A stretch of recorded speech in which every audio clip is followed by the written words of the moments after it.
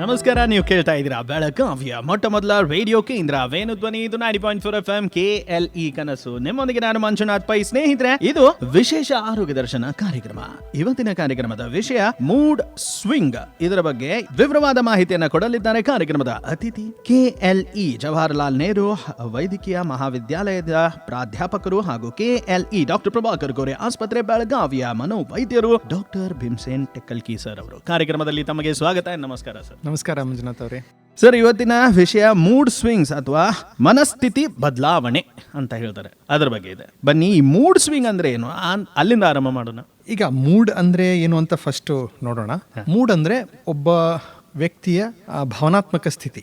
So ಅದು ಖುಷಿ ಆಗಿರಬಹುದು, ಅದು ದುಃಖ ಆಗಿರಬಹುದು, ಅದು ಭಯ ಆಗಿರಬಹುದು, ಅಥವಾ ಬೇರೆ ಯಾವುದೇ ಭಾವನೆ ಆಗಿರಬಹುದು. ಸೊ ಸಾಮಾನ್ಯವಾಗಿ ಒಬ್ಬ ವ್ಯಕ್ತಿಯ ಒಂದು ಭಾವನಾತ್ಮಕ ಸ್ಥಿತಿ ಮೂಡ್ ಅನ್ನೋದು ಸ್ವಲ್ಪ ಸಮಯದ ಮಟ್ಟಿಗಾದರೂ ಅದೇ ರೀತಿ ಇರಬೇಕು ಅನ್ನುವಂಥದ್ದು ಒಂದು ನಾವು ಮೊದಲಿಂದನೂ ನಾವು ನೋಡ್ಕೊಂಡು ಬಂದಿರುವಂಥ ಒಂದು ಸ್ಥಿತಿ. ಬಟ್ ಮೂಡ್ ಸ್ವಿಂಗ್ ಅಂದ್ರೆ ಏನಾಗುತ್ತೆ, ಒಬ್ಬ ವ್ಯಕ್ತಿಯ ಭಾವನೆಗಳು ಬಹಳ ವೇಗವಾಗಿ ಚೇಂಜ್ ಆಗ್ತಾ ಹೋದ್ರೆ, ಕ್ಷಣಕ್ಕೂ ಆ ವ್ಯಕ್ತಿಯ ಭಾವನೆಗಳು ಚೇಂಜ್ ಆದ್ರೆ, ಅಂದ್ರೆ 1-2 ನಿಮಿಷದ ಹಿಂದೆ ನಗ್ತಾ ಇರೋನು ಈಗ ಸಿಟ್ಟಿಗೆದ್ದ ಅಥವಾ ಅಳ್ತಾ ಇದ್ದಾನೆ, ಅಥವಾ ಇನ್ನೊಂದೇನೋ ಭಾವನೆ ವ್ಯಕ್ತಪಡಿಸಿದ್ದಾನೆ, ಯಾವುದೇ ರೀತಿ ಅಂದ್ರೆ ಹೊರಗಿಂದ ಯಾವುದೇ ಪ್ರಚೋದನೆ ಇಲ್ಲದೆ ಅಥವಾ ಅದಕ್ಕೆ ಯಾವುದೇ ಕಾರಣ ಇಲ್ಲದೆ ಭಾವನೆಗಳು ಬಹಳ ವೇಗವಾಗಿ ಚೇಂಜ್ ಆಗ್ತಾ ಹೋದ್ರೆ ಅದನ್ನ ನಾವು ಮೂಡ್ ಸ್ವಿಂಗ್ಸ್ ಅಂತ ಹೇಳಬಹುದು. ಇತ್ತೀಚಿನ ದಿನಗಳಲ್ಲಿ ಇದು ಜಾಸ್ತಿ ಆಗ್ತಾ ಇದೆ. ಯಾಕೆ ಇರಬಹುದು? ಖಂಡಿತ ಇರಬಹುದು. ಯಾಕಂದ್ರೆ ಇತ್ತೀಚಿನ ದಿನಗಳಲ್ಲಿ ಕೆಲವೊಂದು ಮಾನಸಿಕ ರೋಗಗಳು ಅಥವಾ ಮಾನಸಿಕ ಸಮಸ್ಯೆಗಳು ಹೆಚ್ಚಾಗಿ ಕಂಡು ಬರ್ತಾ ಇವೆ. ಅದು ಒತ್ತಡಕ್ಕೆ ಸಂಬಂಧಪಟ್ಟಂತಹ ರೋಗಗಳಾಗಿರಬಹುದು, ಡಿಪ್ರೆಷನ್ ಆಗಿರಬಹುದು, ಅಥವಾ ಸಮಾಜದಲ್ಲಿ ಆಗ್ತಿರುವಂತಹ ಬದಲಾವಣೆಗಳಿಂದಾಗಿ,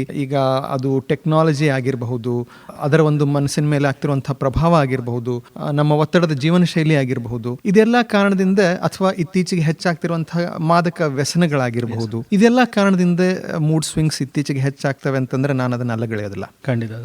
ಈಗ ಇದು ಸಾಮಾನ್ಯವೇ? ಮೂಡ್ ಸ್ವಿಂಗ್ಸ್ ಅಂದ್ರೆ ಸಾಮಾನ್ಯವ? ಹೆಂಗಿದೆ, ಮೂಡ್ ಸ್ವಿಂಗ್ ಅನ್ನೋದು ಎಲ್ಲರಲ್ಲೂ ಕಂಡುಬರುವಂತಹ ಒಂದು ಸ್ಥಿತಿ. ಒಬ್ಬ ಆರೋಗ್ಯವಂತ ವ್ಯಕ್ತಿಯಲ್ಲೂ ಕೂಡ ಅವಾಗವಾಗ ಮೂಡ್ ಸ್ವಿಂಗ್ಸ್ ಆಗಬಹುದು ಸಂದರ್ಭಕ್ಕೆ ಅನುಸಾರವಾಗಿ.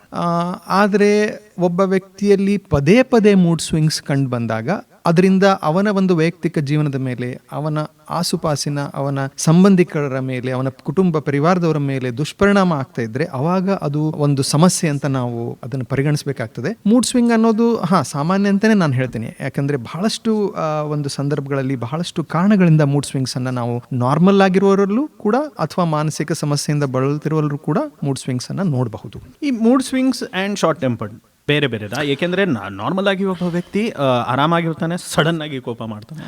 Is that mood swing? ಅದನ್ನು ಕೂಡ ನಾವು ಮೂಡ್ ಸ್ವಿಂಗ್ ಅಂತಾನೆ ಅನ್ಬಹುದು. ಟೆಕ್ನಿಕಲಿ ನಾವು ನೋಡಿದಾಗ ಎರಡರಲ್ಲಿ ಸ್ವಲ್ಪ ಡಿಫರೆನ್ಸ್ ಇದೆ. ಯಾಕಂದ್ರೆ ಇಲ್ಲಿ ಶಾರ್ಟ್ ಟೆಂಪರ್ಡ್ನೆಸ್ ಅಲ್ಲಿ ಕೇವಲ ಸಿಟ್ಟು ಅನ್ನುವಂಥ ಒಂದೇ ಭಾವನೆ ಬರ್ತದೆ. ವೇರಾಸ್ ಮೂಡ್ ಸ್ವಿಂಗ್ ಅಂದ್ರೆ ಅದು ಯಾವುದೇ ಭಾವನೆ ಆಗಿರಬಹುದು, ಅದು ದುಃಖ ಆಗಿರಬಹುದು, ಅದು ಖುಷಿ ಆಗಿರಬಹುದು, ಸಡನ್ ಆಗಿ ಒಂದು ಭಾವನೆಯಿಂದ ಇನ್ನೊಂದು ಭಾವನೆ ಚೇಂಜ್ ಆಗೋದು. ಸೊ ಅದಕ್ಕೆ ನಾವು ಮೂಡ್ ಸ್ವಿಂಗ್ ಅಂತೀವಿ.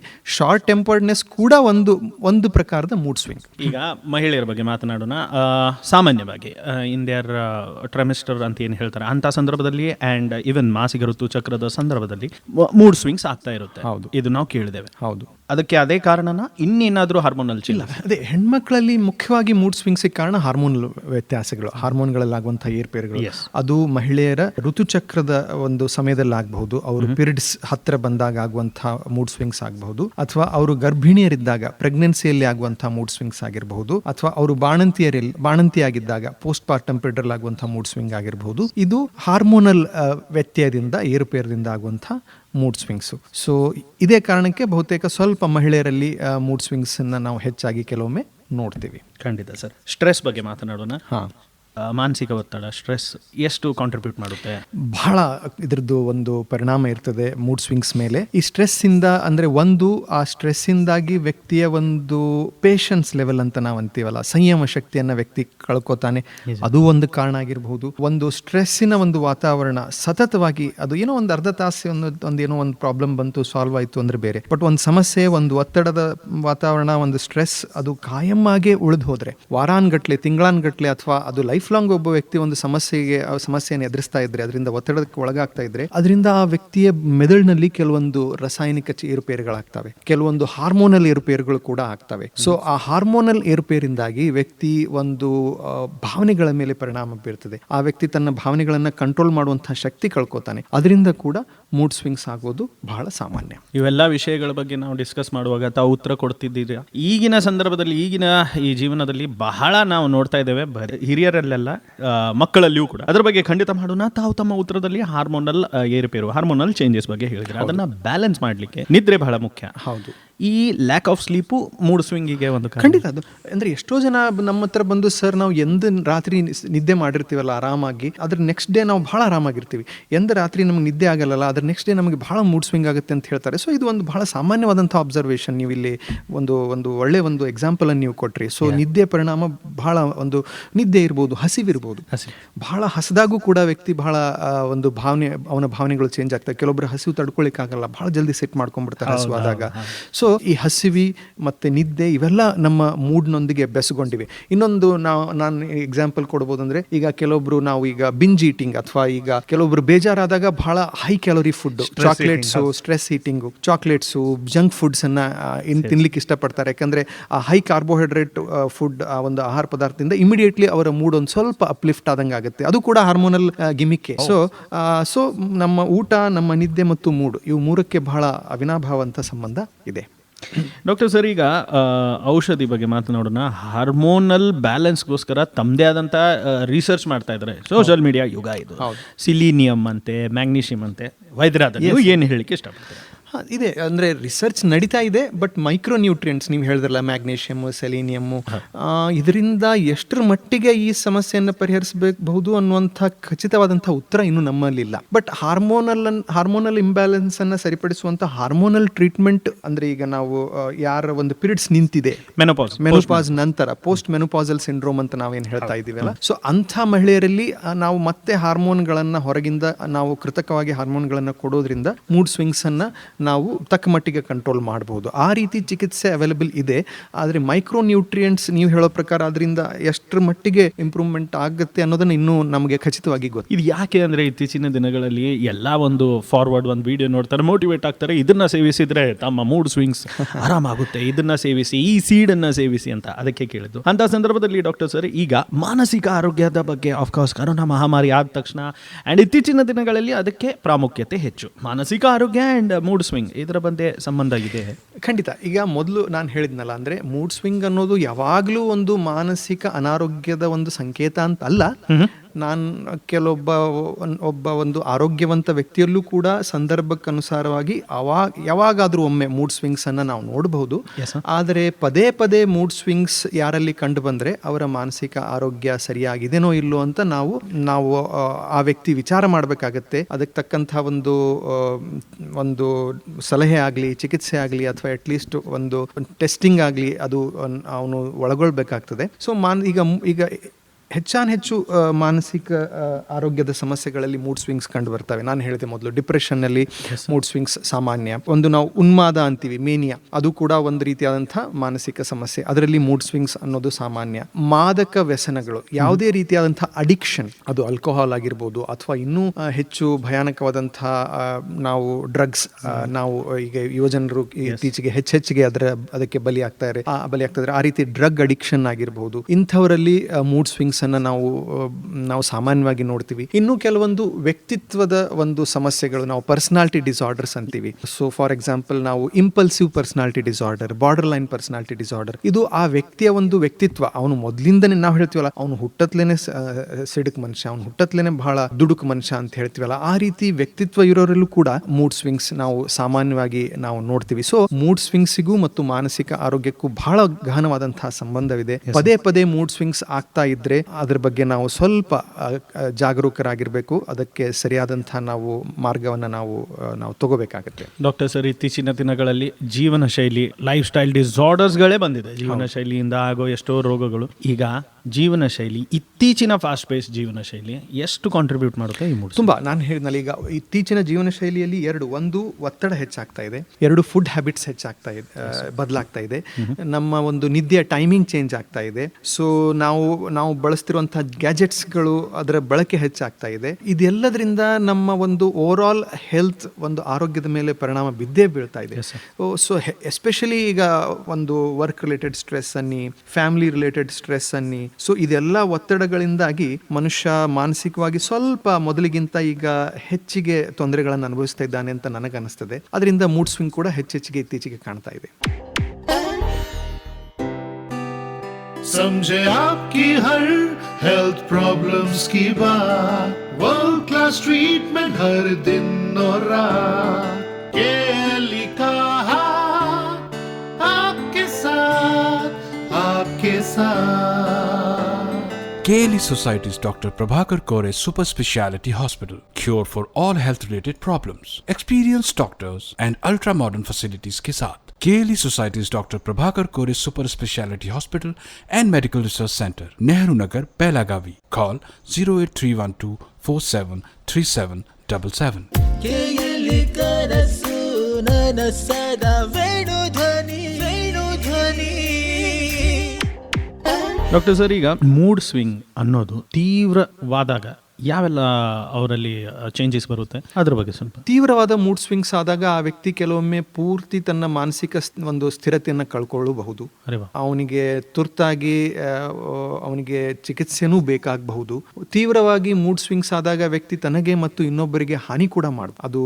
ಅದು ಸೆಲ್ಫ್ ಹಾರ್ಮ್ ಆದ್ರೂ ಆಗಿರಬಹುದು ಅಥವಾ ಇನ್ನೊಬ್ಬರಿಗೆ ಕೂಡ ದೈಹಿಕವಾಗಿ ಹಾರ್ಮ್ ಅಥವಾ ಹಾನಿ ಮಾಡೋದು ಕೂಡ ಆಗಿರಬಹುದು. ಅಥವಾ ತೀವ್ರವಾಗಿ ಮೂಡ್ ಸ್ವಿಂಗ್ಸ್ ಆದಾಗ ಕೆಲವೊಂದು ಸರ್ತಿ ವ್ಯಕ್ತಿ ಆತ್ಮಹತ್ಯೆಗೂ ಪ್ರಯತ್ನ ಮಾಡಬಹುದು. ಸೊ ಈ ರೀತಿಯಾದಂತಹ ಒಂದು ಬಹಳ ಗಹನವಾದಂತಹ ಗಂಭೀರವಾದಂತಹ ಸಮಸ್ಯೆಗಳು ಕೂಡ ಮೂಡ್ ಸ್ವಿಂಗ್ಸ್ ಅತಿಯಾದಾಗ, ಅದು ಸಾಮಾನ್ಯವಾಗಿ ಯಾವುದೋ ರೋಗದಿಂದಾಗಿ, ಮಾನಸಿಕ ರೋಗದಿಂದಾಗಿ ಆ ರೀತಿ ಆಗ್ಲಿಕ್ಕೆ ಸಾಧ್ಯ ಇದೆ. ಡಾಕ್ಟರ್ ಸರ್, ಬಹಳ ಒಂದು ಫೇಮಸ್ ಲೈನ್ ಇದೆ, ಬ್ರೈನ್ ಅಂಡ್ ಗಟ್ ಕನೆಕ್ಷನ್ ಅಂತ.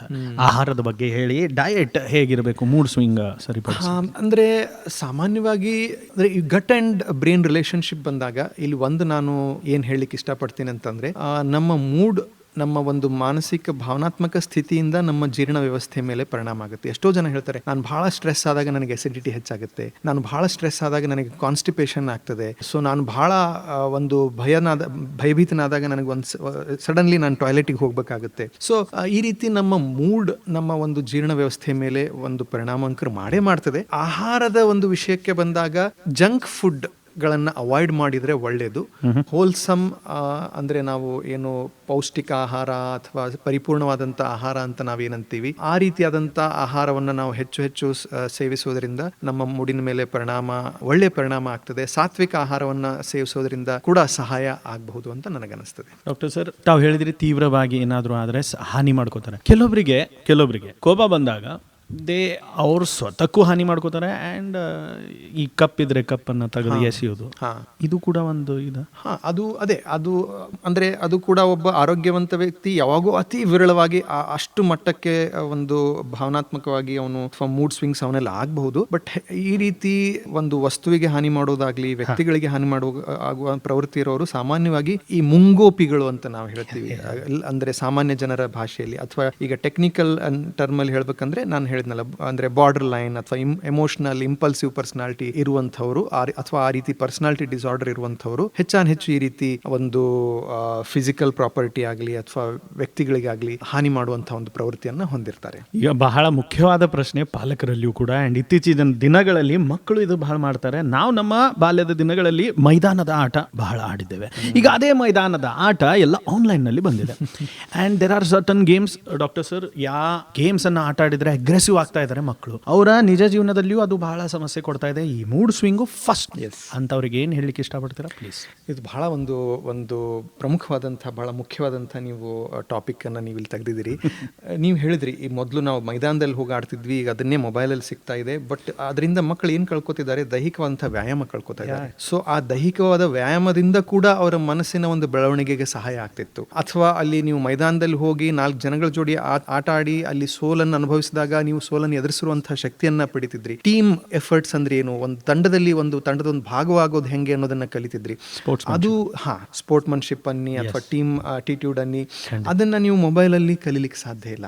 ಆಮೇಲೆ ಈಗ ನೀವು ಹೇಳೋಂತ ಕೆಲವೊಂದು ಗೇಮ್ಸ್ ಎಷ್ಟು ಹಿಂಸಾ ಪ್ರವೃತ್ತಿಯನ್ನ ಪ್ರಚೋದಿಸುವುದಾಗ್ಲಿ ಇರ್ತಾವಲ್ಲ, ಅದರಿಂದ ಮಕ್ಕಳಲ್ಲಿ ಒಂದು ಸಿಟ್ಟಿನ ಪ್ರವೃತ್ತಿ, ಹಿಂಸೆ ಪ್ರವೃತ್ತಿ ಹೆಚ್ಚಾಗುವಂತಹ ಸಂದರ್ಭಗಳಿವೆ. ಆಮೇಲೆ ಆ ಒಂದು ಮೊಬೈಲ್ ಅನ್ನೋದೇ ಒಂದು ಅಡಿಕ್ಷನ್. ಯಾಕಂದ್ರೆ ಒಂದು ನೀವು ಹೊರಗಡೆ ಹೋಗಿ ಆಟ ಆಡಬೇಕು ಅಂತಂದ್ರೆ ಅಲ್ಲಿ ನೀವು ಗೆಲ್ಬೇಕು, ಗೆದ್ದ ನಂತರ ಖುಷಿ ಅನುಭವಿಸಬೇಕು ಅಂದ್ರೆ ನೀವು ಕಷ್ಟಪಡಬೇಕು. ಸೊ ಯಾವುದೇ ಒಂದು ಆಟ ನೀವು ಒಂದು 10-15 ನಿಮಿಷ ಅರ್ಧ ತಾಸವರೆಗೂ ಏನು ರಿಸಲ್ಟ್ ಬರಲ್ಲ. ಸೊ ನೀವು ಹೋಗ್ತೀರಿ, ಅಲ್ಲಿ ಕಷ್ಟಪಡ್ತೀರಿ, ನೀವು ಕಬಡ್ಡಿನೋ ಖೋಖೋನೋ ಕ್ರಿಕೆಟೋ ಆಡ್ತೀರಿ, ಅದು ಇಮ್ಮಿಡಿಯೇಟ್ಲಿ ನಿಮಗೆ ಅಲ್ಲಿ ಒಂದು ಗ್ರಾಟಿಫಿಕೇಶನ್ ಆಗಲಿ, ಇಮಿಡಿಯೇಟ್ಲಿ ಒಂದು ಹೈ ಆಗಲಿ ಅಲ್ಲಿ ಸಿಗಲ್ಲ. ಕಷ್ಟಪಟ್ಟ ನಂತರ ಅದರ ಒಂದು ಪರಿಣಾಮ ನೀವು ಅಲ್ಲಿ ಫಲವನ್ನು ಅನುಭವಿಸ್ತೀರಿ. ಬಟ್ ಮೊಬೈಲ್ ಗೇಮ್ ಅಲ್ಲಿ ಕ್ಷಣ ಕ್ಷಣಕ್ಕೂ ನಿಮಗೆ ಒಂದೇನೋ ಒಂದು ಉದ್ರೇಕ, ಒಂದೇನೋ ಹೈ ಫೀಲ್ ಆಗ್ತಾ ಹೋಗ್ತದೆ. ಅದರಿಂದಾಗಿ ಮಕ್ಕಳ ಒಂದು ಫೋಕಸ್ ಅನ್ನಿ, ಅವರ ಒಂದು ಕಾನ್ಸಂಟ್ರೇಷನ್ ಅನ್ನಿ, ಅಥವಾ ಅವರ ಒಂದು ಭಾವನೆಗಳ ಸ್ಟೆಬಿಲಿಟಿ ಅನ್ನಿ, ಅದು ಕೂಡ ಪರಿಣಾಮ ಆಗ್ತದೆ. ಹಿಂಗಾಗಿ ಮಕ್ಕಳಿಗೆ ಆದಷ್ಟು ಮೊಬೈಲ್ ಅನ್ನ ನಾವು ಕೊಡದೇ ಇದ್ರೆ ಒಳ್ಳೇದು. ಮಕ್ಕಳಿಗೆ ಕೆಲವೊಂದ್ ಸರ್ತಿ ನಾವು ನೋಡ್ತೀವಿ, ಪಾಲಕರು ಮಕ್ಕಳನ್ನ ಸುಮ್ಮನೆ ಇರಿಸ್ಲಿಕ್ಕೆ ಒಂದು ಶಾರ್ಟ್ ಕಟ್ ಆಗಿ ಮೊಬೈಲ್ ಅನ್ನ ಯೂಸ್ ಮಾಡ್ತಾರೆ. ಇರ್ಲಿ ಬಿಡಪ್ಪ, ಕೊಟ್ಬಿಟ್ರೆ ಆರಾಮಾಗಿ ಸುಮ್ಮಾಗ್ಬಿಡ್ತಾನೆ, ನಮ್ ಕಿರಿಕಿರಿ ಇಲ್ಲ ಅಂತ ಹೇಳಿ. ಬಟ್ ಅದರಿಂದ ಮಕ್ಕಳಿಗೆ ತೊಂದರೆ ಆಗ್ತದೆ, ಮತ್ತೆ ನಂತರ ಮುಂದೆ ಹೋದ ನಂತರ ಪಾಲಕರಿಗೂ ಅದರಿಂದ ತೊಂದರೆ ಆಗುತ್ತೆ. ಸೊ ಇಂಥದನ್ನ ನಾವು ಆದಷ್ಟು ಅವಾಯ್ಡ್ ಮಾಡೋದೇ ಒಳ್ಳೇದು. ಡಾಕ್ಟರ್ ಸರ್, ಇಂಟರ್ನೆಟ್ ಯುಗ, ಆಫ್ಕೋರ್ಸ್ ಇಂಟರ್ನೆಟ್ ಬಗ್ಗೆ ಮಾತನಾಡಲೇಬೇಕು. ಇಂಟರ್ನೆಟ್ಟಿನ ಆಕ್ಸೆಸ್ ಈಗ ಎಲ್ಲಾ ಮಕ್ಕಳಿಗೆ, ವಿದ್ಯಾರ್ಥಿನಿಯರಿಗಿದೆ. ಆದ್ರೆ ಆಚೆ ಇರೋ ಇಂಟರ್ನೆಟ್ ಅಲ್ಲಿ ಏನ್ ಸರ್ಚ್ ಮಾಡಬೇಕು, ಅಲ್ಲಿ ನಮ್ಗೇನ್ ಮಾಹಿತಿ ಬೇಕೋ ಅದು ಇದೆ, ನಮ್ಗೇನ್ ಬೇಡ ಅದು ಇದೆ. ಕೆಲವು ಮಕ್ಕಳು ಅವರ ವಯಸ್ಸಿಗೆ ಮೀರಿ ಅವರ ಮುಗ್ಧತೆಯನ್ನ ಕಳ್ಕೊತಾ ಇದ್ದಾರೆ. ನಾನು ಏನ್ ಹೇಳ್ತಾ ಇದ್ದೇನೆ ಗೊತ್ತಾ, ಅದು ಅಂತ ಕಾಂಟೆಂಟ್ ಅನ್ನ ಕನ್ಸ್ಯೂಮ್ ಮಾಡಿದ್ರೂ ಮೂಡ್ ಸ್ವಿಂಗ್ ಆಗುತ್ತಾ? ಖಂಡಿತ. ಈಗ ಅದು ವೈಲೆನ್ಸ್ ಆಗಿರಬಹುದು, ಅದು ಸೆಕ್ಷುವಲ್ ಕಂಟೆಂಟ್ ಆಗಿರಬಹುದು, ಅದು ಒಬ್ಬ ಮಗುವಿನ ಮನಸ್ಸಿನ ಮೇಲೆ ಪರಿಣಾಮ ಮಾಡೇ ಮಾಡ್ತದೆ. ಸೊ ಅದರಿಂದ ಅವನ ಒಂದು ಪ್ರವೃತ್ತಿ ಕೂಡ ಆ ರೀತಿ ವೈಲೆಂಟ್ ಆಗಿ, ಅಗ್ರೆಸಿವ್ ಆಗಿ ಪರಿವರ್ತನೆಗೊಳ್ಳಿಕ್ಕೆ ಖಂಡಿತ ಸಾಧ್ಯ ಇದೆ. ಡಾಕ್ಟರ್ ಸರ್, ಈಗ ಮಕ್ಕಳಾಯ್ತು, ವಿದ್ಯಾರ್ಥಿ ಅವ್ರದ್ದು ಆಯ್ತು, ಪಾಲಕರು ಇತ್ತೀಚಿನ ದಿನಗಳಲ್ಲಿ ನಾವು ನೋಡ್ತಾ ಇದ್ದೇವೆ, ಅದು ಜಾಸ್ತಿ ಆಗಿದೆ. Everybody are doom scrolling. ಅದು ಹಿರಿಯರೇ ಆಗಿರಬಹುದು. ಅಂಡ್ ಒಂದು ಪರಿವಾರದಲ್ಲಿ ಎಲ್ಲರೂ ಕೂತ್ಕೊಂಡು ಆಹಾರ ಮಾಡೋದು, ಆ ದೃಶ್ಯ ಬಹಳ ಕಮ್ಮಿ ಆಗ್ಬಿಟ್ಟಿದೆ. ಒಂದೊಂದೇ ಆಗಿ ಕೂತ್ಕೊಂಡು ತಮ್ಮ ಮುಂದೆ ಮೊಬೈಲ್ ಅನ್ನ ಇಟ್ಕೊಂಡು ಆಹಾರ ಸೇವಿಸ್ತಾರೆ. ಅಂಡ್ ಏನಾದ್ರು ಕರೆಂಟ್ ಅಂತ ಹೋಯ್ತಂದ್ರೆ, ಮೊದ್ಲು ಒಂದು ಕಾಲಿತ್ತು, ಕ್ಯಾಂಡಲ್ ಹುಡುಕ್ತಿದ್ವಿ, ಒಂದ್ ಕಡೆ ಒಗ್ಗಟ್ಟಾಗ್ತಿದ್ವಿ, ಮಾತನಾಡ್ತಿದ್ವಿ ಆಚೆ ಕಟ್ಟೆಯಲ್ಲಿ ಕೂತ್ಕೊಂಡು. ಈಗ ಅದಿಲ್ಲ, ಒಬ್ಬೊಬ್ಬರೇ ಆದಂತಹ ತಮ್ಮ ಕಾರ್ನರ್ ಹಿಡ್ಕೊಂಡು ಕೂತ್ಕೊಂಡಿರ್ತಾರೆ. ಅಂಡ್ ಈಗ ಈ ಪ್ರಶ್ನೆ ಏಕೆ ಅಂದ್ರೆ, ಈ ಸ್ಕ್ರೋಲಿಂಗ್ ಮಾಡ್ತಾ ನಾವು ರೀಲ್ಸ್ ನೋಡ್ತೇವೆ, ಇದು ನೋಡ್ತೇವೆ, ಅದರಿಂದನೂ ನಮ್ಗೆ ಏನಾದ್ರೂ ಸಮಸ್ಯೆ ಆಗ್ತದ? ಅಂಡ್ ಆ ಲೈಟ್ ಏನ್ ಬರುತ್ತೆ, ಬ್ಲೂ ಲೈಟ್, ಅದರಿಂದ ಏನಾದ್ರೂ ಸಮಸ್ಯೆ?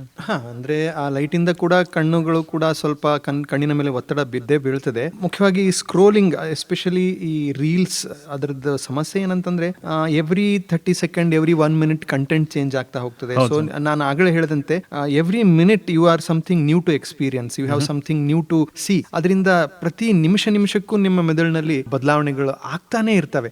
ಸೊ ಅದೇ ನಾನು ಹೇಳಿದೆ, ಮೊದಲು ನೀವು ಒಂದೇನೋ ಒಂದು ಫೀಲ್ ಗುಡ್ ಫ್ಯಾಕ್ಟರ್, ಒಂದು ಖುಷಿಯನ್ನು ಅನುಭವಿಸಬೇಕು, ಅದೇನೋ ಒಂದು ಆನಂದವನ್ನು ಅನುಭವಿಸಬೇಕಂದ್ರೆ ನೀವು ಕಷ್ಟಪಡಬೇಕಾಗಿತ್ತು, ಅದು ದೈಹಿಕವಾಗಿ ಆಟ ಆಡೋದಾಗ್ಲಿ. ಬಟ್ ಈಗ every second you are feeling that high, that pleasure or that emotion. So ಮನುಷ್ಯ ಅದಕ್ಕೊಂದು ತನಗೆ ತಿಳಿದೇ ಅವನು ಅಡಿಕ್ಟ್ ಆಗ್ಬಿಡ್ತಾನೆ. ಸೊ ಹಿಂಗಾಗಿ ಅದರಿಂದ ದುಷ್ಪರಿಣಾಮಗಳು ಖಂಡಿತ ಆಗ್ತವೆ. ಅದನ್ನು ಸಾಧ್ಯವಾದಷ್ಟು ನಾವು ಅವಾಯ್ಡ್ ಮಾಡೋದು ಒಳ್ಳೆಯದು. ನೀವು ಹೇಳ್ದಂಗೆ ನಾವು ಬಹುತೇಕ, ಈ ಮಾತಿಗೆ ನಾನು ಎಕ್ಸೆಪ್ಷನ್ ಅಲ್ಲ, ಸೊ ನಾವು ಬಹುತೇಕ ಅಂದ್ರೆ ನೋ ಮೊಬೈಲ್ ಟೈಮ್ ಅಂತ ಒಂದು ಮನೆಯಲ್ಲಿ ಸೆಟ್ ಮಾಡಿ, ಅದನ್ನ ಒಂದು ಗಂಟೆ ಆಗಿರ್ಬೋದು, ಒಂದು ಹಾಫ್ ಆನ್ ಅವರ್ ಆಗಿರ್ಬೋದು, ಅದನ್ನ ಎಲ್ಲರೂ ಒಂದ್ ಕಡೆ ಮೊಬೈಲ್ ಇಟ್ಟು ಒಂದ್ ಕಡೆ ಇಟ್ಟು ನಾವು ಪರಸ್ಪರ ಮಾತಾಡೋದಾಗ್ಲಿ, ಕೂತ್ಕೊಂಡು ಊಟ ಮಾಡೋದಾಗ್ಲಿ, ಸೊ ಇದಕ್ಕೆ ನಾವು ಟೈಮ್ ಅನ್ನ ಇಟ್ಟರೆ ಒಳ್ಳೇದು ಅಂತ ನನಗೆ ಅನಿಸ್ತದೆ. ಏಕೆಂದ್ರೆ ಇತ್ತೀಚಿನ ದಿನಗಳಲ್ಲಿ ಇದು ಜಾಸ್ತಿ ಆಗಿದೆ. ಸಾಂಪ್ರದಾಯಿಕ ಆಹಾರ, ಹಳೆ ಸಂಪ್ರದಾಯ ವಾಪಸ್ ಬರಲೇಬೇಕು, ಏಕೆಂದ್ರೆ ಇದು ಕಳೀತಾ ಹೋಗ್ತಾ ಇದೆ. ಒಂದಾಯ್ತು. ಡಾಕ್ಟರ್ ಸರ್, ಈಗ ಮೂಡ್ ಸ್ವಿಂಗ್ ಬಗ್ಗೆ ಮಾತನಾಡಿದ್ದೇನೆ. ಯಾವ್ದಾದ್ರು ಒಂದು ಘಟನೆ ಒಬ್ಬ ವ್ಯಕ್ತಿಯ ಜೀವನದಲ್ಲಿ ಆಗಿರುತ್ತೆ, ದುಃಖದ ಘಟನೆ ಆಗಿರ್ಬೋದು, ಒಂದು ಶಾಕ್ ಆಗಿರ್ಬೋದು, ಆಕ್ಸಿಡೆಂಟ್ ಆಗಿರ್ಬೋದು, ಅದು ಕೂಡ ಅವನಿಗೆ ಮಾನಸಿಕವಾಗಿ ಮೂಡ್ ಸ್ವಿಂಗ್ ತರುತ್ತಾ, ಅವರ ಜೀವನದಲ್ಲಿ ಬದಲಾವಣೆ ತರುತ್ತಾ? ಪ್ಲೀಸ್. ಖಂಡಿತ ತರಬಹುದು. ಈಗ ಎಸ್ಪೆಷಲಿ ಈಗ ನಾವೊಂದು PTSD ಅಂತೀವಿ, post traumatic stress disorder. So ಅದರಲ್ಲಿ ಬಹಳ ಒಂದು ಭಯಾನಕವಾದಂತಹ, ಈಗ ಅದು ಒಂದು ಆಕ್ಸಿಡೆಂಟ್ ಆಗಿರ್ಬೋದು, ಅಥವಾ ಒಂದು ವೈಯಕ್ತಿಕ ಜೀವನದಲ್ಲಿ ನಡೆದಂತಹ ಒಂದು ಯಾವುದೇ ಒಂದು ಭಯಾನಕವಾದಂತಹ ಪರಿಸ್ಥಿತಿಯನ್ನು ಒಬ್ಬ ವ್ಯಕ್ತಿ ಸಾಕ್ಷಾತ್ ನೋಡಿದಾಗ, ಅದಕ್ಕೆ ಅವನು ಆ ಎಕ್ಸ್ಪೀರಿಯನ್ಸ್ ಗೋತ್ರು, ಅವನು ಒಂದು ಎಕ್ಸ್ಪೀರಿಯನ್ಸ್ ಅನ್ನು ಅವನು ಅನುಭವಿಸಿದ್ದಾಗ, ಅದರ ಒಂದು ಪರಿಣಾಮ ಅವನಿಗೆ ಜೀವನ ಪೂರ್ತಿ ಅವನಿಗೆ ಅದರ ಮೇಲೆ ಪರಿಣಾಮ ಬಿದ್ದು, ಅದರಿಂದ ಕೂಡ ಅವನ ಮೂಡ್, ಎಸ್ಪೆಷಲಿ ಸಣ್ಣ ಮಕ್ಕಳಿದ್ದಾಗ, ಚಿಕ್ಕವರಿದ್ದಾಗ ಆದಂತಹ ಟ್ರಾಮಾ, ನಾವು ಚೈಲ್ಡ್ಹುಡ್ ಟ್ರಾಮಾ ಅಂತೀವಿ, ಅದು ಒಂದು ಮಗುವಾಗಿದ್ದಾಗ ಇರುವಂತಹ ದೈಹಿಕವಾದಂತಹ ಒಂದು ನೋವು ನೋವು ಆಗಿರ್ಬೋದು, ಅಥವಾ ನಾವು ಫಿಸಿಕಲ್ ಅಬ್ಯೂಸ್ ಅಂತೀವಿ, ಅಥವಾ ಎಮೋಷನಲ್ ಅಬ್ಯೂಸ್ ಅಂತೀವಿ, ಅಥವಾ ಸೆಕ್ಷುವಲ್ ಅಬ್ಯೂಸ್ ಅಂತೀವಿ. ಸೊ ಈ ರೀತಿ ಚಿಕ್ಕ ಮಕ್ಕಳಾಗಿದ್ದಾಗ ನಮಗಾಗುವಂತಹ, ನಮ್ಮ ಮೇಲಾದಂತಹ ಒಂದು ದುರ್ಘಟನೆಗಳಾಗಿರಬಹುದು, ಅಬ್ಯೂಸ್ ಆಗಿರಬಹುದು, ಸೊ ಶೋಷಣೆ ಆಗಿರಬಹುದು, ಅದರಿಂದ ವ್ಯಕ್ತಿಯ ಒಂದು ಮೂಡ್ ಸ್ಟೇಟಸ್ ಚೇಂಜ್ ಖಂಡಿತ ಅದ್ರ ಮೇಲೆ ಪರಿಣಾಮ ಬಿದ್ದೇ ಬೀಳ್ತದೆ. ಡಾಕ್ಟರ್ ಸರ್, ಇದರಿಂದ ಹೊರಗೆ ಬರಲಿಕ್ಕೆ ತಾವು ಹೇಳಿದ್ರೆ ಹಾರ್ಮೋನಲ್ ಬ್ಯಾಲೆನ್ಸ್ ಇರಬೇಕು, ಇದು ಅದು ಮತ್ತಿನ್ಯಾವ ರೀತಿ ಅವರು ಕೇರ್ ತಗೋಬಹುದು ಆಸ್ ಅ ಮನೋವೈದ್ಯರು, ನೀವೇನು ಹೇಳಲಿಕ್ಕೆ ಇಷ್ಟ? ಒಂದು ಎಕ್ಸರ್ಸೈಸ್. ನಾನು ನಿಮ್ಗೆ ಹೇಳಿದೆ, ಕ್ರಾನಿಕ್ ಸ್ಟ್ರೆಸ್ ಇಂದ ಹಾರ್ಮೋನಲ್ ಚೇಂಜಸ್ ಆಗುತ್ತೆ ನಮ್ಮ ಶರೀರದಲ್ಲಿ ಅಂತ ಹೇಳಿ. ನಿಯಮಿತವಾದಂತಹ ವ್ಯಾಯಾಮದಿಂದ, ಅದು ದೈಹಿಕ ವ್ಯಾಯಾಮವಾದಂತಹ ವಾಕಿಂಗ್, ರನ್ನಿಂಗ್ ಆಗಿರಬಹುದು, ಇನ್ನೂ ಬೆಟರ್ ಅಂತಂದ್ರೆ ಯೋಗ ಪ್ರಾಣಾಯಾಮಗಳಾಗಿರಬಹುದು, ಮೆಡಿಟೇಷನ್ ಆಗಿರಬಹುದು, ಸರಿಯಾಗಿ ಕಲಿತು ಮಾರ್ಗದರ್ಶನದಲ್ಲಿ ಯಾರಾದರೂ ಒಬ್ಬ ನುರಿತ ಯೋಗ ಅಥವಾ ಮೆಡಿಟೇಷನ್ ಎಕ್ಸ್ಪರ್ಟ್ ಅವರ ಕಡೆ ಕಲಿತು ಸರಿಯಾಗಿ ನಾವು ಮಾಡಿದಾಗ ಅದರಿಂದ ಕೂಡ ಒಳ್ಳೆಯ ಪರಿಣಾಮ ಆಗುವಂಥ ಒಂದು ಸಾಧ್ಯತೆಗಳಿದ್ದೇ ಇವೆ. ಅದಲ್ಲದೆ ನಮ್ಮ ಒಂದು ಮನಸ್ಥಿತಿಯನ್ನ, ಮೂಡನ್ನು ನಾವೇ ಅಬ್ಸರ್ವ್ ಮಾಡ್ತಾ ಇರೋದು. ಸೊ ನಮ್ಮ ಮೂಡನ್ನು, ನಮ್ಮ ಭಾವನೆಗಳನ್ನು ನಾವೇ ಸ್ವಲ್ಪ ಸೂಕ್ಷ್ಮವಾಗಿ ಅಬ್ಸರ್ವ್ ಮಾಡ್ತಾ, ನಾನು ಯಾಕೆ ಈಗ ಸಿಟ್ಟಾದೆ, ಆ ಸಿಟ್ಟಾಗೋ ಒಂದು ಅದ್ರ ಹಿಂದೆ ಏನು ನಡೆದಿತ್ತು, ಏನು ಘಟನೆ ಆದ ನಂತರ ಸಿಟ್ಟಾದೆ, ನನ್ನ ಮನಸ್ಸಲ್ಲಿ ಏನು ವಿಚಾರ ಬಂದು ಸಿಟ್ಟಾದೆ ನಾನು. ಸೊ ಆ ಒಂದು ಸೆಲ್ಫ್ ರಿಫ್ಲೆಕ್ಷನ್, ಅದ್ರ ಮುಖಾಂತರ ಕೂಡ ನಾವು ನಮ್ಮ ಮೂಡನ್ನು ಸ್ವಲ್ಪ ಮಟ್ಟಿಗೆ ನಾವು ಚೇಂಜ್ ಮಾಡ್ಕೋಬಹುದು. ನೆಕ್ಸ್ಟ್ ಟೈಮ್ ಆ ರೀತಿ ಸಂದರ್ಭ ಬಂದಾಗ ನಾನು ಹೆಂಗೆ ರಿಯಾಕ್ಟ್ ಮಾಡಬಹುದಾಗಿತ್ತು,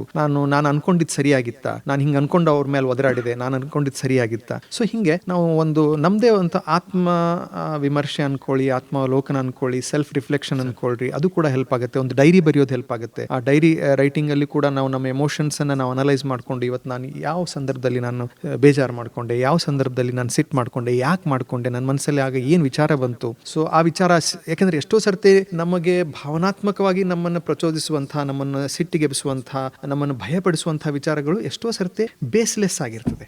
ಸೊ ಹೀಗಾಗಿ ಅದು ನಿಜವಾಗಿನೂ ನಾನು ಸಿಟ್ ಮಾಡ್ಕೊಳ್ಳೋ ಅವಶ್ಯಕತೆ ಇತ್ತಾ, ಅಥವಾ ನಿಜವಾಗಿನೂ ಭಯ ಪಡುವಂತಹ, ಬೇಜಾರು ಮಾಡ್ಕೊಳ್ಳುವಂತಹ ಅವಶ್ಯಕತೆ ಇತ್ತಾ ಅನ್ನುವಂತಹ ಒಂದು ಸೆಲ್ಫ್ ರಿಫ್ಲೆಕ್ಷನ್ ಕೂಡ ನಮ್ಮ ಮೂಡ್ ಸ್ವಿಂಗ್ಸ್ ಅನ್ನ ಹೆಲ್ಪ್ ಮಾಡಲಿಕ್ಕೆ ಸಹಾಯ ಮಾಡ್ತದೆ. ಡಾಕ್ಟರ್ ಸರ್, ಸೆಲ್ಫ್ ರಿಫ್ಲೆಕ್ಷನ್ ಅಂತ ನೀವು ಹೇಳಿದ್ರೆ ಅಲ್ಲೇ ನನ್ಗೆ ನೆನಪಾಯ್ತು, ಒಂದು ಪುಸ್ತಕದಲ್ಲಿ ಓದಿದ್ದೆ, getting into their shoes and understanding. ಅಂದ್ರೆ ಯಾರಾದ್ರೂ ಬಂದು ನಮ್ಮ ಮೇಲೆ ಕೋಪ ಮಾಡಿದ್ರೆ ಅವ್ರ ಜಗೆಯಲ್ಲಿ ಹೋಗಿ ನಾವು ಅರ್ಥ ಮಾಡ್ಕೊಂಡು ನಾವು ರಿಟಾಲಿಯೇಟ್ ಮಾಡೋದು, ಅದು ಕೂಡ ಒಂದು ಲಾಭ. That's also very important point. So ಯಾಕಂದ್ರೆ ನಾವು ಸಿಟ್ಟಿಗೆದ್ದಾಗ ನಾವು ಯಾವಾಗ್ಲೂ ಯಾಕೆ ಸಿಟ್ಟಿಗೆದ್ದಿರ್ತೀವಿ ಅಂದ್ರೆ, ನಾನು ಸರಿ ಅವನು ತಪ್ಪು ಅನ್ನೋಂಥ ಒಂದು ಭಾವನೆ ಇದ್ದಾಗ ನಮಗೆ ಸಿಟ್ಟು ಬರ್ತದೆ. ನನಗೆ ಸಿಗಬೇಕಾಗಿರುವಂತಹ ಒಂದು ಅದು ರೆಸ್ಪೆಕ್ಟ್ ಆಗಿರಬಹುದು, ಅದು ಒಂದು ಮೆಟೀರಿಯಲಿಸ್ಟಿಕ್ ಒಂದು ವಸ್ತು ಆಗಿರಬಹುದು, ಅದು ಸಿಗದೇ ಇದ್ದಾಗ, ಅಥವಾ ನನಗೆ ಬೇಕಾದಂತಹ ಉತ್ತರ ಆಗಿರಬಹುದು, ಅದು ಸಿಗದೇ ಇದ್ದಾಗ ನಾನೇನೋ ಒಂದು ನನಗೆ ನ್ಯಾಯಯುತವಾಗಿ ಸಿಗಬೇಕಾಗಿದ್ದು ಸಿಕ್ಕಿಲ್ಲ ಅನ್ನುವಂಥ ಒಂದು ಭಾವನೆಯಿಂದ ನಾವು ಸಿಟ್ಟಿಗೆ ಹೇಳ್ತೀವಿ. ಸೊ ಅವಾಗ ನಮ್ಮಲ್ಲಿ ಏನು ಭಾವನೆ ಇರ್ತದೆ, ನಾನು ಸರಿ ಅವನು ತಪ್ಪು. ಸೊ ಅವಾಗ ನಾವು ಸಿಟ್ಟಿಗೆ ಹೇಳುವಂತ ಚಾನ್ಸಸ್ ಇರ್ತದೆ. ನೀವು ಹೇಳ್ದಂಗೆ ಅವ್ನು ಯಾಕೆ ಹಂಗಂದಿರ್ಬೋದು, ಅವ್ನು ಹಂಗ್ಯಾಕೆ ಮಾಡಿರ್ಬೋದು, ಹಂಗ್ಯಾಕೆ ರಿಯಾಕ್ಟ್ ಮಾಡಿರ್ಬೋದು, ಅದನ್ನ ನಾವು ಅರ್ಥ ಮಾಡ್ಕೊಳ್ಳಿಕ್ಕೆ ಪ್ರಯತ್ನ ಮಾಡಿದ್ರೆ ಎಷ್ಟೋ ಸರ್ತಿ ನಾವು ಸಿಟ್ಟನ್ನು ಕಂಟ್ರೋಲ್ ಮಾಡಬಹುದು. ಇತ್ತೀಚಿನ ದಿನಗಳಲ್ಲಿ ಮಾತು ಬಹಳ ಮುಖ್ಯ ಆಗಿದೆ. ಅಂತ ಸಂದರ್ಭದಲ್ಲಿ ಮಾತನಾಡುವುದು, ಹಂಚ್ಕೊಳ್ಳೋದು ಇದು ಬಹಳ ಮುಖ್ಯ ಆಗಿದೆ. ಕೇಳೋದು ಎಷ್ಟು ಮುಖ್ಯ ಆಗಿದೆ ವಿತ್ ರೆಸ್ಪೆಕ್ಟ್ ಟು ಎಸ್.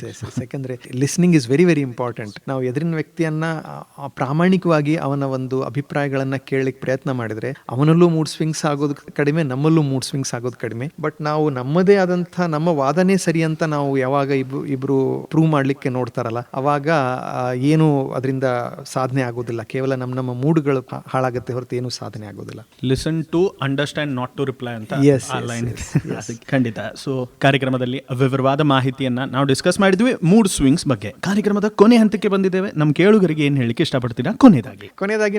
ನಾನು ಹೇಳೋದಷ್ಟೇ, ನಿಮ್ ಮೂಡ್ ಸ್ವಿಂಗ್ ಆದ ಕೂಡಲೇ ಅದಕ್ಕೆ ಏನೋಪ್ಪ ಈ ವ್ಯಕ್ತಿ ನಾರ್ಮಲ್ ಇದ್ದಾನೋ ಇಲ್ಲೋ ಅಂತ ವಿಚಾರ ಮಾಡೋ ಅವಶ್ಯಕತೆ ಇಲ್ಲ. ಎಲ್ಲರಿಗೂ ಕೂಡ ಮೂಡ್ ಸ್ವಿಂಗ್ಸ್ ಆಗೇ ಆಗ್ತವೆ ಅವಾಗವಾಗ. ಬಟ್ ಅತಿಯಾಗಿ ಮೂಡ್ ಸ್ವಿಂಗ್ಸ್ ಆದಾಗ ಅದು ನೀವಾಗಿರ್ಬೋದು ಅಥವಾ ನಿಮ್ಮ ಪ್ರೀತಿ ಪಾತ್ರರಾಗಿರ್ಬೋದು, ಅಂತವ್ರ ಜೊತೆ ಕೂತ್ಕೊಂಡು ಮಾತಾಡಿ ಅದಕ್ಕೆ ಕಾರಣವನ್ನ ಅರ್ಥ ಮಾಡ್ಕೊಳ್ಳಿಕ್ಕೆ ಪ್ರಯತ್ನ ಮಾಡಿ. ನಿಮಗೆ ತಿಳಿಲಿಲ್ಲ ಅಂತಂದ್ರೆ ಪ್ರೊಫೆಷನಲ್ ಹೆಲ್ಪ್ ಅನ್ನ ತಗೊಳ್ಳಿ. ನಿಮ್ಮ ಜೀವನ ಶೈಲಿಯ ಬಗ್ಗೆ ಗಮನವಿರಲಿ. ನೀವು ಯೂಸ್ ಮಾಡುವಂತಹ ಒಂದು ಗ್ಯಾಜೆಟ್ ಎಷ್ಟರ ಮಟ್ಟಿಗೆ ಯೂಸ್ ಮಾಡ್ತೀರಿ ಅದ್ರ ಬಗ್ಗೆ ಸ್ವಲ್ಪ ಲಕ್ಷ್ಯ ಇರಲಿ. ಮತ್ತೆ ಸರಿಯಾದಂತಹ ಜೀವನ ಶೈಲಿ, ಸರಿಯಾದಂತಹ ಆಹಾರ ಪದ್ಧತಿಯಿಂದ ನಿಮ್ಗೆಲ್ಲರಿಗೂ ಮಾನಸಿಕ ಆರೋಗ್ಯ ಎಲ್ಲರಿಗೂ ಲಭಿಸಲಿ ಅಂತ ನಾನು ಹಾರೈಸ್ತೇನೆ. ಡಾಕ್ಟರ್ ಸರ್, ಕಾರ್ಯಕ್ರಮದಲ್ಲಿ ತಮ್ಮ ಬಹುಮೂಲ್ಯ ಸಮಯ, ವಿವರವಾದ ಮಾಹಿತಿ ಕೊಟ್ಟಿದ್ದಕ್ಕೆ ಧನ್ಯವಾದ. ನಮಸ್ಕಾರ. Thank you very much.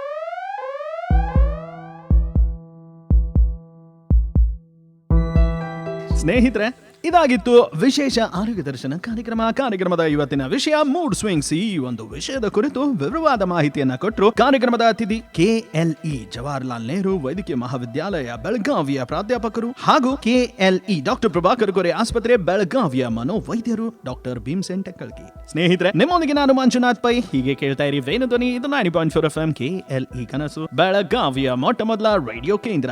ನಮಸ್ಕಾರ.